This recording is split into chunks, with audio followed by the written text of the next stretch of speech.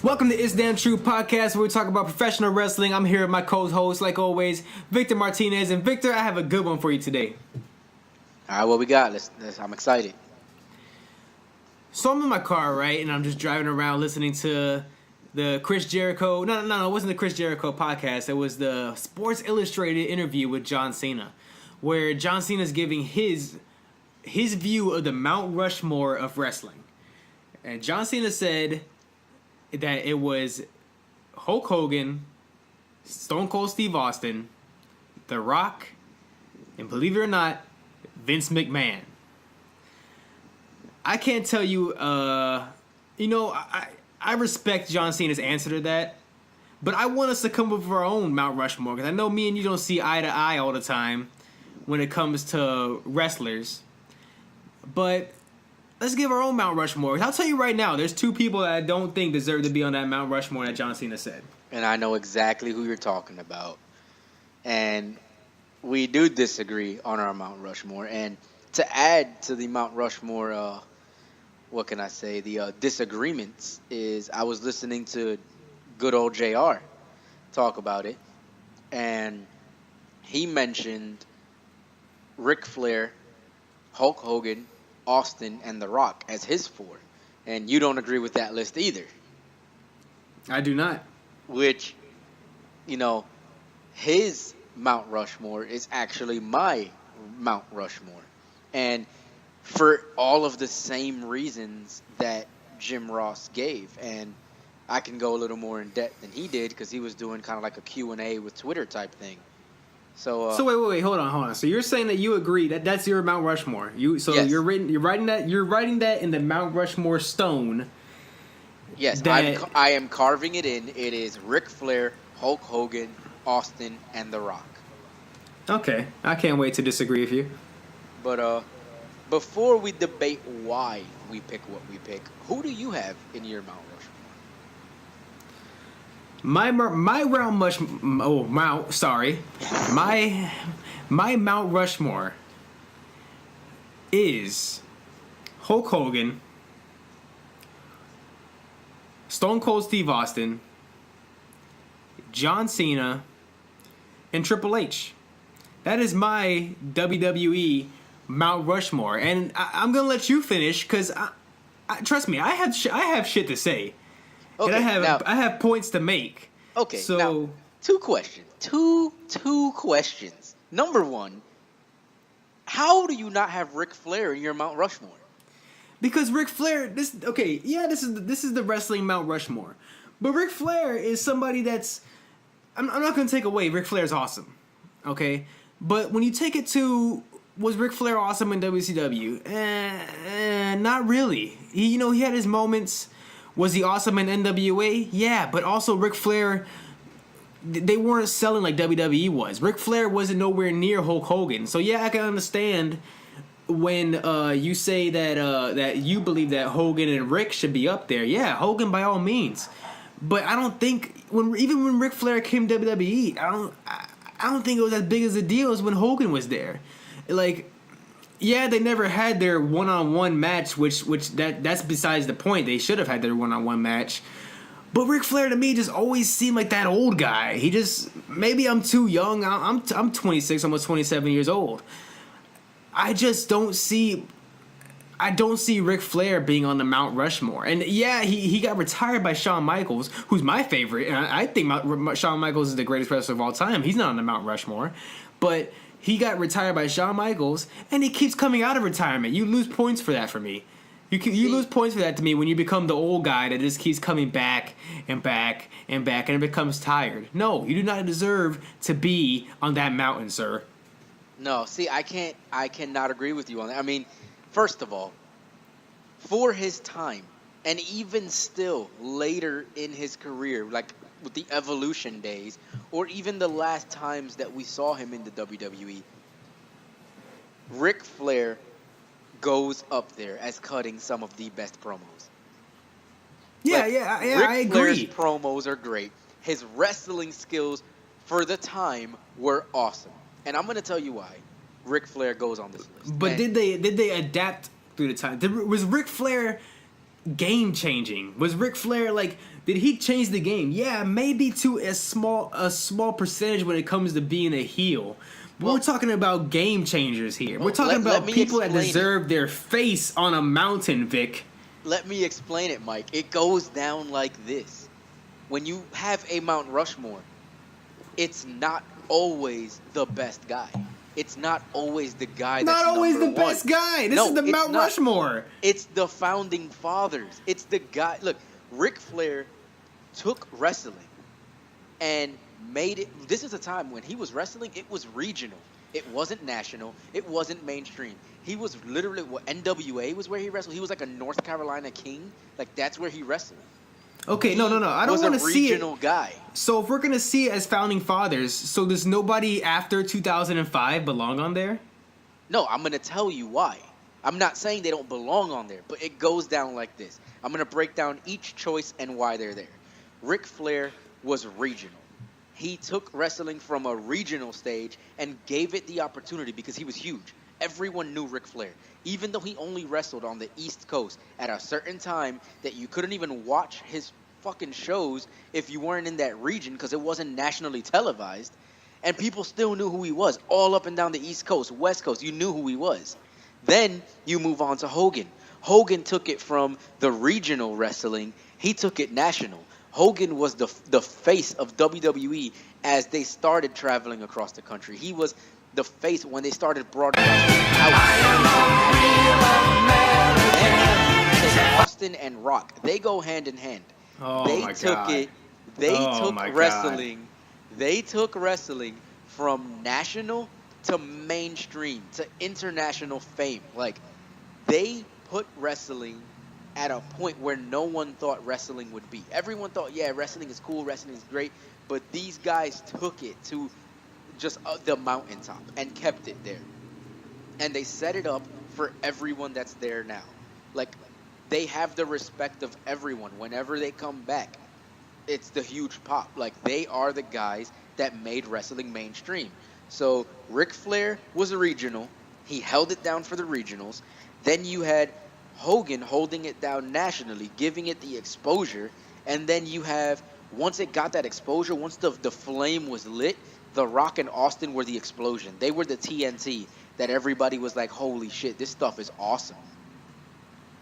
And you can't deny that. You cannot take that from them. And that's why that is my Mount Rushmore. I'm not saying those are, my top four, like 1, 2, 3, 4. Those are like the best wrestlers ever. But those are the reasons why I put them there. Without them, there is no WWE on this grand scale that we have now. Okay, so without them, okay, now you're saying, now you're talking about that there would be no WWE. I don't agree with that. Ric Flair was NWA. They didn't need Ric Flair to have a WWE. They did not need a Ric Flair to have a WWE. Hulk Hogan, I would agree with. I'll ask you a question too. How many main events did of WrestleMania did Ric Flair have? I don't think he had any. But that's right. That's right. 0. And also, the question is I let you finish, right? I let you finish, right? Now let me get to my point. The question is not the WWE Mount Rushmore. It's wrestling's Mount Rushmore. Exactly. It's so much more than WWE. Is it, Vic? Is it? It is. At the time, it was. Ric Flair and NWA was fighting for maybe 4,000, 6,000 people. Oh, that's adorable. That's adorable, Ric Flair. No wonder you were champion fucking 16 times. You know what I mean? No, I love Ric Flair. Don't get me wrong. And anybody that's listening to this, I love Ric Flair. But Ric Flair does not deserve to be on that list. Because like you're saying, yeah, it's not only WWE. Who's the top dog of the mountain? Who's always been the top dog of the mountain? It's WWE. It's WWE. And you said that who paved the way for WWE. You didn't say who paved the way for wrestling to be there. I heard it come out of your mouth. You said who paved the way for WWE to be there. And I also feel like The Rock didn't pave the way for WWE to be here either. The WWE would still be here with Hulk Hogan and Stone Cold Steve Austin. And those two should be on that list. You have the past right there. Those are my two of the past. And then you got to look to the future also. So I'm going to have the two faces on the left, Hulk Hogan and Stone Cold Steve Austin. Okay, bam. Now let's look to the future. Should I even explain why I should have Hulk Hogan and Steve Austin on there? No. Okay. That is agreed upon. We know why they're there. We know what they've done. All right, so now I'm going to move over. First, I'm going to say John Cena. I'll get to Triple H next because I think I really have I think that's the one that's catching people by surprise is Triple H. But John Cena, that just speaks for itself too. John Cena has been on top longer than anybody. I think longer than Hogan maybe. Like John Cena, I can't disagree with Cena. Cena has done a lot. I'm not gonna sit here and say you're crazy for putting Cena on the list. John Cena is selling stadiums and selling crazy merchandise at the PG era at his lowest point. John Cena I would argue that John Cena at a certain time, I want to say maybe 2007 to like 2010 was like the Shawn Michaels in '96. Without John Cena, wrestling would have been shit. He had the benefit of not only social media but the international audience. Exactly, but also they had the benefit back in the day of also the same thing. There was no social media, so what else are you gonna do? Watch TV? Yeah, I'm just gonna watch TV. Like that's why ratings also were so that high because there was no streaming. Even Stone Cold Steve Austin admitted it in a podcast with John Cena. There's no way in hell you're ever gonna get the 6.2 and the 8.1 ratings ever again because TV's not the same as it used to be. The world isn't the same as it's gonna used to be. So John Cena's ratings were, I would say, sometimes, if you fucking do the math, were equal to that. I'm not going to say the pops are the same. I'm not going to say the crowd was the same. Because it's different. It's a different time. But John Cena, you talking about carrying WWE on your back, and he never walked out on the company. He never, even he would leave to do, because I feel like John Cena, I know Stone Cold Steve Austin had his neck fucked up and he had to get out early. He had to retire, and The Rock went to Hollywood. Hogan, in my opinion, is like no matter what gonna be in there. Like Hogan, you talk about somebody that carried WWE on his back, went to WCW, turned heel, and at the age of like 46 or something, I don't know how old he was, and became the most popular, coolest guy on the fucking planet. Like. And then he came back to WWE and was over still again, like all the way to like 2005. Like that's unbelievable. That's like damn near 30 years, like close 30 years on top. That is ridiculous. Yeah, and shocker for all the people listening out there, I'm not even that much of a Hogan fan. I really don't care for Hogan much, but I do understand what he brings to the table and everything he's done for the business. Oh, he's captivating. I would say that half of his matches are shit. Especially back in the day. And even in his WCW days, they were boring. I mean, you go watch his match, like his matches in like 2002 up in WWE were good because they knew how to work with him. I think Hogan couldn't get by anymore as just being Hogan. I actually think it was a team effort when it came to working with Hogan now. But so I already said Cena's in there for me. And now, before I get to Triple H, I want to say why I do not think The Rock deserves to be on this list that everybody says. And a lot of people, especially you probably don't think I like The Rock. And I really do. I like The Rock. But I've seen things with The Rock. As same way of you as a Hogan fan, I'm not that big of a Rock fan. Growing up, first of all, I was bitter as a kid. I was mad that Shawn Michaels retired and now the torch was passed to Stone Cold, and maybe you could say The Rock.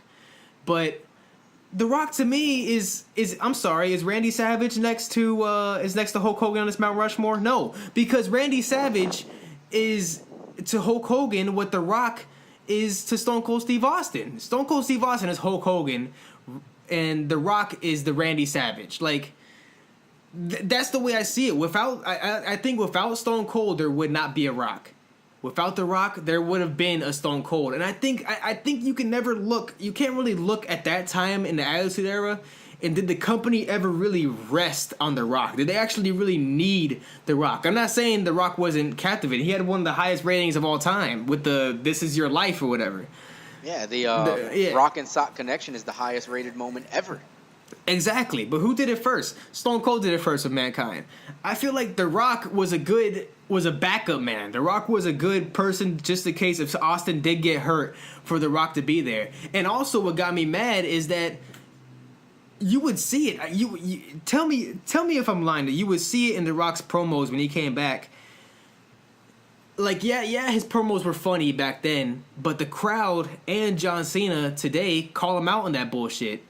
Like, yeah, some of the people will sing along with the if you smell where the Rock's cook. I do sometimes too. I love when he says it sometimes. But when you're gonna go mic to mic with John Cena and John Cena's gonna call you out and say that you're supposed to be the best on the mic, well, why the heck do you have your promo written on your arm?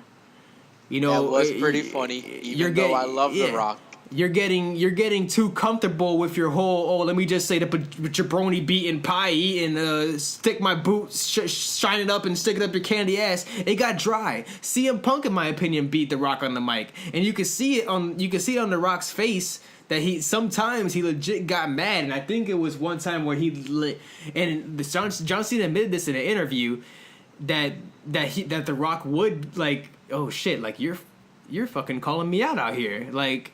And you could see it. I forgot what promo it was, but The Rock's face like completely changed, and his voice just rises in the middle of John Cena clowning him, and he says, "Oh, no matter what, you're always gonna be The Rock's bitch." Like that was like, okay, that's my final. John Cena's killing me right now. That's the final card, the knockout blow I have to give. It was when he told Cena, "I'm 240 pounds of man. Step to me," kind of thing. Exactly, and. Not saying that I don't like The Rock, because, man, The Rock is awesome. The Rock is awesome. The People's Elbow back in the Attitude Era, The Rock is awesome.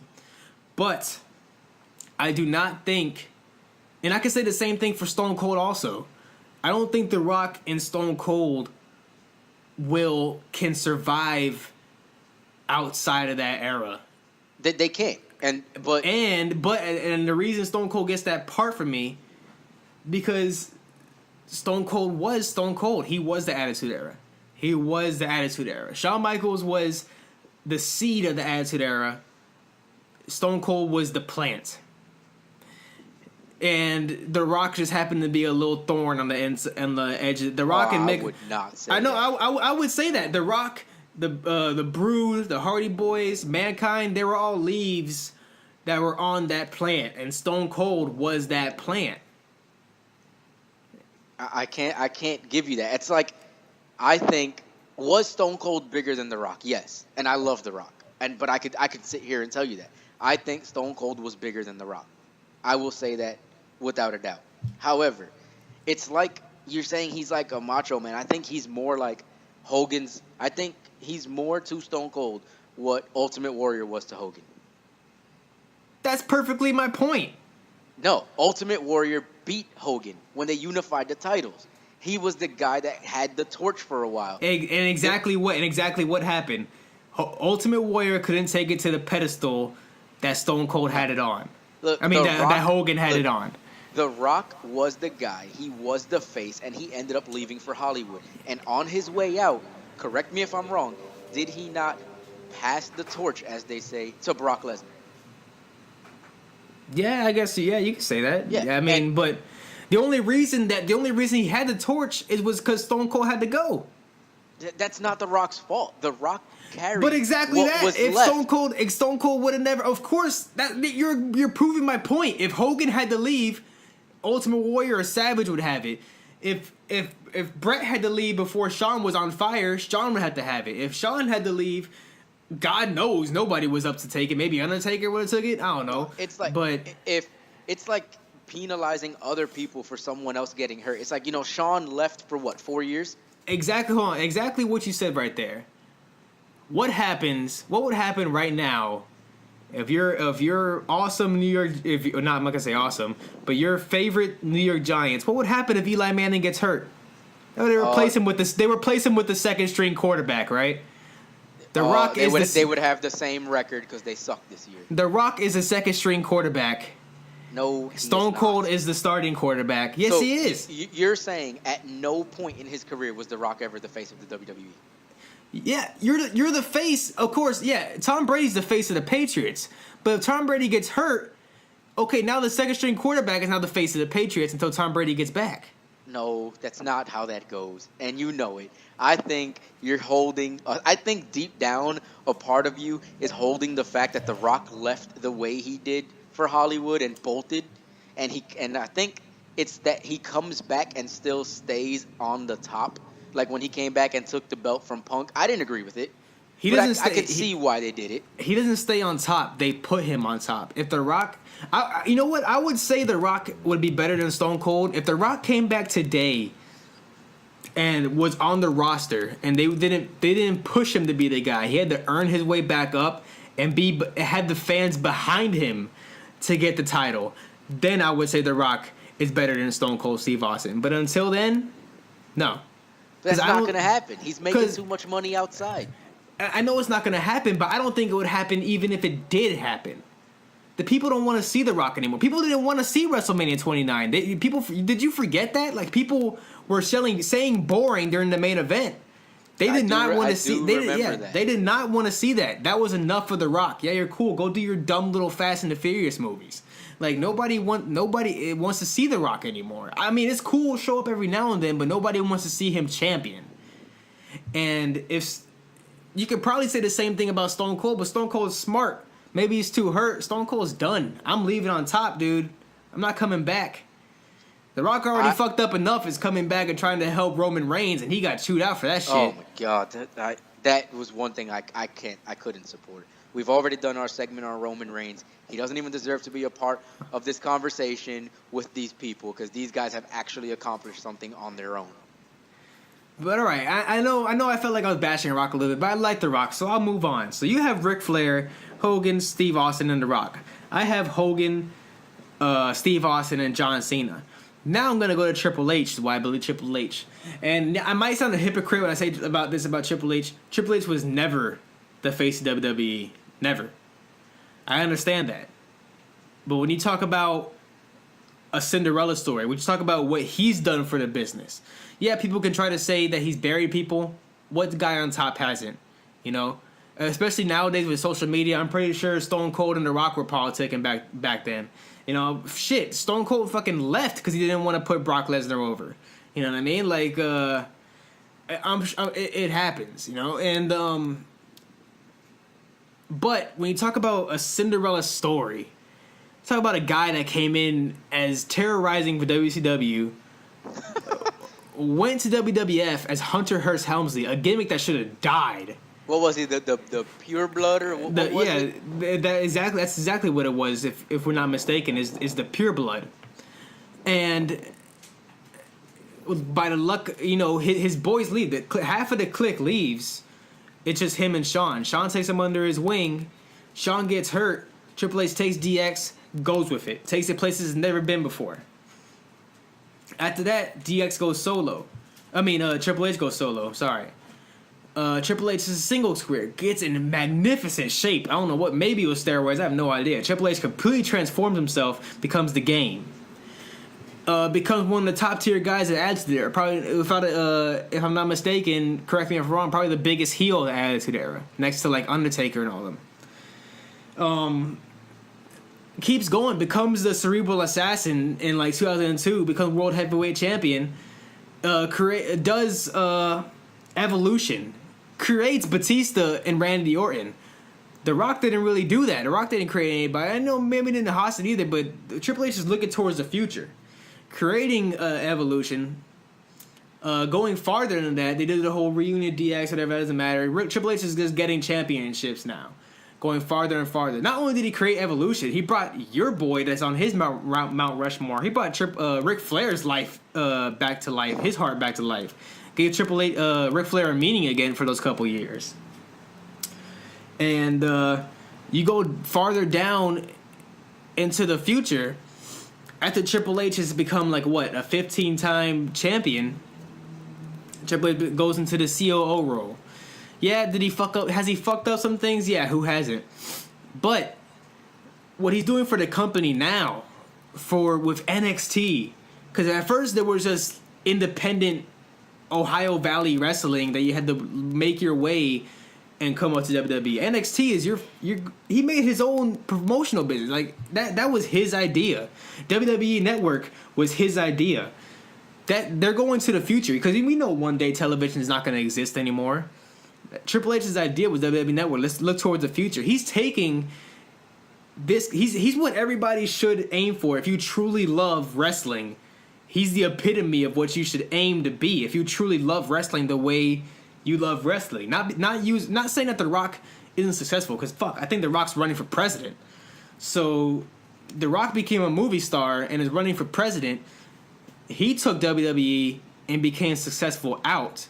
Triple H is by far the most successful person in wrestling and has done the most for wrestling, in my opinion, because he's still creating stars to this day. If you include NXT, if you include putting Seth Rollins and Roman Reigns over in back-to-back WrestleManias, Triple H is doing it, and I think that he deserves that spot on the Mount Rushmore.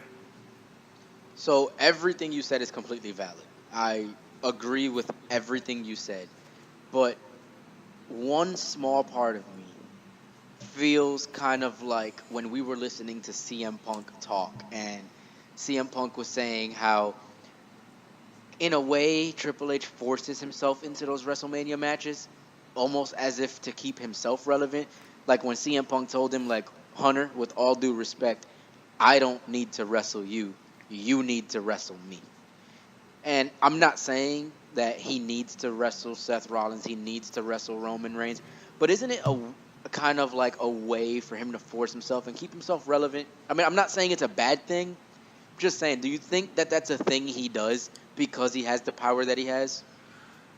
I wouldn't doubt it, but have you ever seen a Triple H match that you weren't excited for? I'm not angry with it.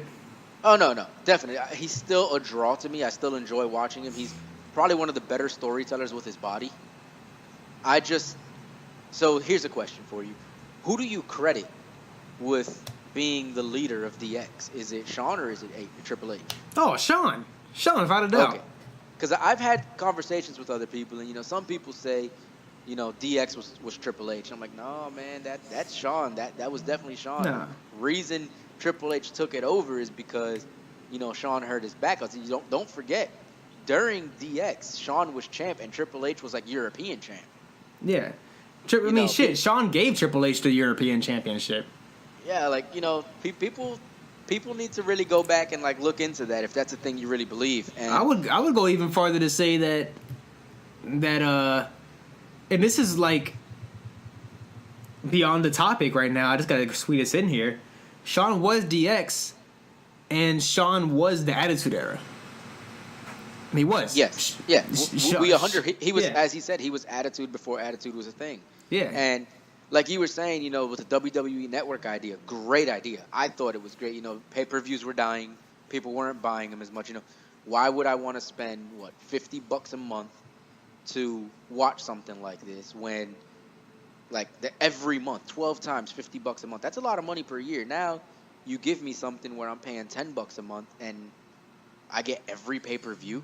Yeah, sign me up. Not only I get that, every you get the vault. other pay-per-view. You get every pay-per-view. You get backstage stuff. He's really taking it to the future, because you said for your argument, it was people that paved the way. Now it's about keeping it alive and for the future. Yeah, I feel like the groundwork has been laid, and now Triple H is holding the blueprint for the future. It's like creating the first. Having the blueprint, like creating the first airplane, but the first airplane wasn't always going to be shitty like the first airplane was. It was awesome for the time, but now you have jets, and you look in the future, you have jets and fucking Delta and Wi-Fi on airplanes now. You know what I mean? It's kind of like that. And, to hit on with the WWE Network, like you said, we're guilty of it. Like you said, people don't watch TV anymore. TV's pretty soon not even going to be a thing. It's going to be all streaming services. And we're guilty of it. We don't watch Raw or SmackDown live. No. Being in the military, it's not easy to do that. Sometimes we have duty. Sometimes work catches us up. We got to be up super early. So we watch it on Hulu the next day. We're a part of that, and that is the future. Even with the WWE Network, we don't catch pay-per-views every time when it airs, but we can go back and watch it now. It's not like, oh, you missed the pay-per-view, too bad. I can't remember the last time I watched Raw live, Raw or SmackDown. Yeah, the last time I saw it live was when me and you went to SmackDown Live. Yeah, actually going there. Yeah. Yeah, that was the last time I remember seeing it live. But I don't think we're gonna get to a conclusion of this. So I want everybody to tell us at home, who is your Mount Rushmore? Or do you agree with Vic, or do you agree with me? So tell us, comment below, let us know, and we'll see you next time. I'm just a sexy Steve. Sexy Steve!